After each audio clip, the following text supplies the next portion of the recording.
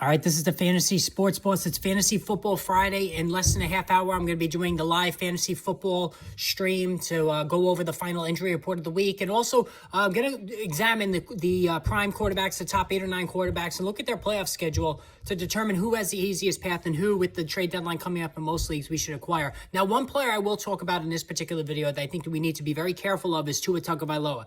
Now, I've been Tagovailoa's biggest fan this season. I've been singing his praises from the beginning. He's been unbelievable. He's absolutely an MVP candidate. He is playing out of this world right now like a top-tier fantasy football quarterback. But if you look at Tagovailoa's playoff schedule, and this is a warm weather team, it's not very good. As a matter of fact, it's downright scary. So in the wild card week in most fantasy leagues that have 3 playoff weeks, he's going to be visiting Buffalo. Now, you know, the snow and wind could erupt at any moment in Buffalo. We've seen this week with the game against Detroit, being moved to Detroit. The game against the Browns being moved to Detroit.